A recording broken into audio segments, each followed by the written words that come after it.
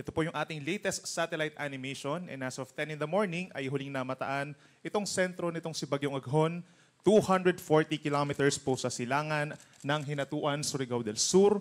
Taglay pa rin ng hangin na 45 kilometers per hour po, malapit dun sa kanyang sentro at may pagbugso hanggang 55 kilometers per hour. At may kabilisan po ang pagkilos nito west-northwest sa bilis na 30 kilometers per hour. Base po sa ating latest satellite animation, itong mga kulay puti at kulay gray po na mga kaulapan, ito po ay nagdadala ng mga pag-ulan dito sa malaking bahagi ng Bicol, Visayas, and then halos buong Mindanao po, yung outer cloud bands. So yung direct effect ay mostly talaga dito sa may Eastern Visayas and Mindanao, pero inuulan na rin po yung ilang bahagi ng mga nabanggit natin na lugar. Ito po yung latest track ng Pag-asa regarding dito kay Tropical Depression Aghon.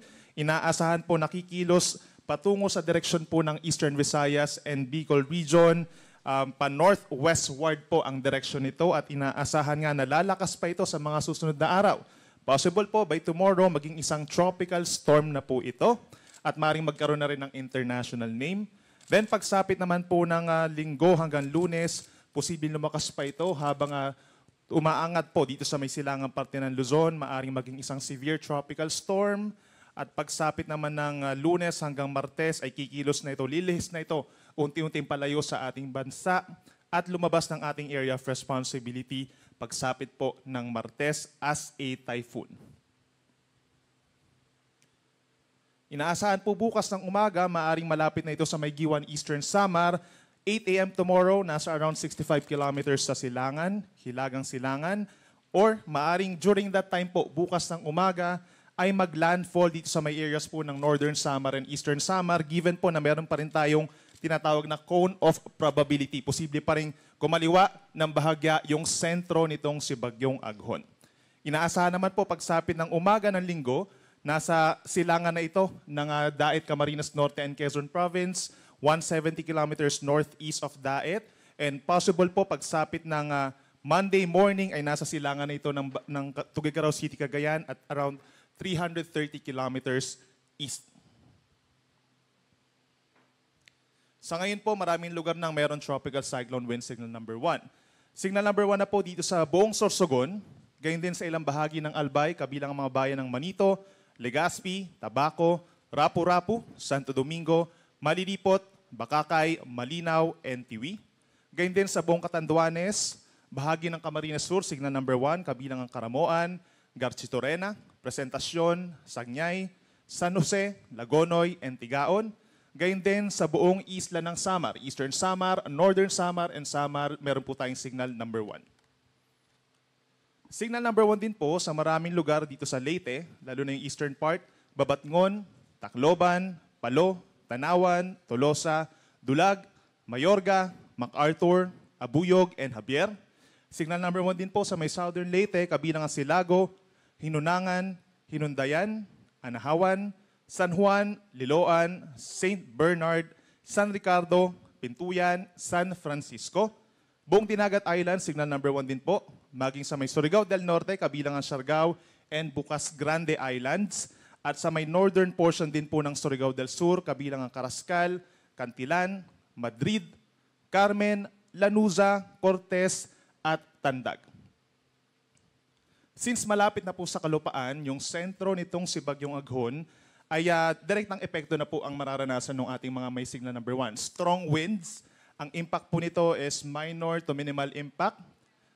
Mas maaaring maging malakas po sa mga coastal at saka sa mga matataas na lugar, sa mga mountainous areas na exposed po doon sa hangin na dala nitong si Aghon. At yung mga nagtatanong po, posible pa rin magkaroon tayo ng mga signal number 1 in some areas pa ng Bicol region, dito sa Eastern Visayas, and Caraga region sa ating mga susunod po na bulletins na every 3 hours na po. And possible din tayo magtaas ng hanggang signal number 2 kapag po naging tropical storm. Malapit sa may Samar provinces itong si Bagyong Aghon. In terms of rainfall, sa mga nagtatanong naman po kung ano nga bang aasahan natin na pag-ulan, simula ngayon pa lamang tanghali hanggang bukas ng tanghali, may mga lugar na pinakang makakaranas po ng mga pag-ulan, kabilang ng Eastern Samar, Southern Leyte, Surigao del Norte, and Dinagat Islands.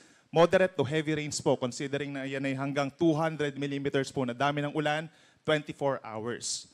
Meron naman tayong 50 to 100 millimeters na ulan or mga light to moderate with at times heavy rains over Surigao del Sur, ilan pang bahagi ng Eastern Visayas, Albay, Sorsogon, Masbate, kabilang ang Ticao and Burias Islands, Catanduanes, at eastern portion po of Camarines Sur. Bukas naman po ng tanghali hanggang Sunday ng tanghali, meron pa rin tayong mas maraming lugar na makakaranas ng mga moderate to heavy rains, Northern Samar, Albay, Sorsogon, Masbate, Catanduanes, and Camarines Sur.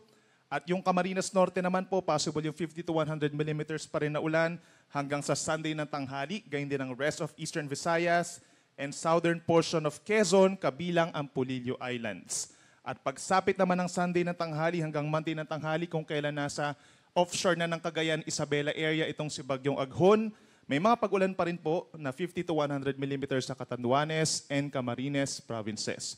Yung mga hindi po natin na ilagay dito ng mga lugar, malapit dito sa mga lugar na ito, kabilang na yung regions of Caraga, eastern portion of Davao Region, northern Mindanao, central and western Visayas, ilang bahagi pa ng Mimaropa, plus Calabarzon, Metro Manila, Aurora. Magkakaroon din po sila ng kalat-kalat na ulan and thunderstorms sa susunod po na 2 hanggang 3 araw habang binabagtas nitong si Bagyong Aghon yung silangang parte po ng ating bansa. At patuloy pa rin na paalala sa ating mga kababayan na knowing na kahit hindi pa po tayo nag-i-start ng tag-ulan, posible na pong magdulot yung mga magiging pag-ulan natin ng pagbaha at pagguho ng lupa at pag-apaw din po ng mga ilog, lalo na yung mga highly susceptible dun sa mga nabanggit natin ng mga hazards.